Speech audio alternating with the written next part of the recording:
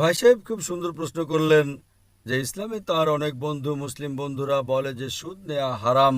তিনি জানতেন না যে কেন হারাম, কিন্তু এখন ধারণা হলো যে দুনিয়ার যে পরিস্থিতি, অর্থনৈতিক প্রেক্ষাপট, তিনি জানতে চান যে কেন তা হারাম।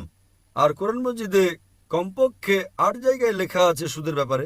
এই সুদ শব্দটা আরবিতে রিবা, সূরা নিসাতে, সূরা ইমরানে, আর বলা হয়েছে সূরা বাকারায় সূরা নম্বর ২ আয়াত নম্বর ২৭২ ও ২৭৯-তে যে তোমরা সুদ থেকে দূরে থাকো।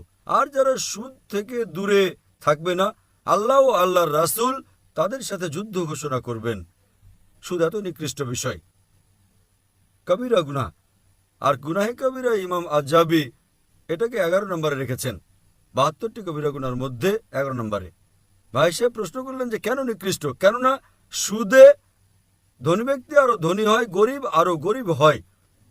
ধনী ব্যক্তি আরো ধনী হয়, গরিব ব্যক্তি আরো গরিব হয়। সাধারণত আপনি যখন লোন নিতে যাবেন, গরিব ব্যক্তি কোথায় লোন পাবে?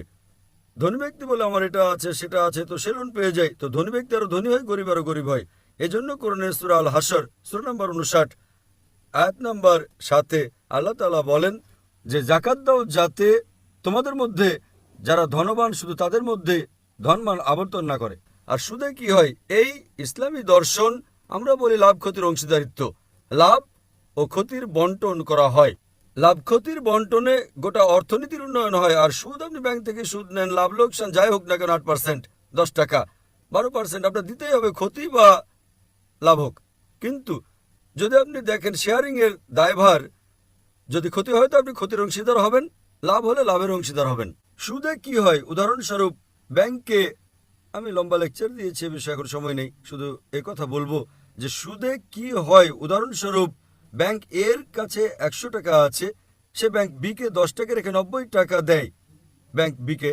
ব্যাংক বি তা থেকে ৯ টাকা রেখে অবশিষ্ট ৯০% দেয় bank C K. Bank C 10% রেখে 90% দেয় ডি কে, ডি দেয় ই কে।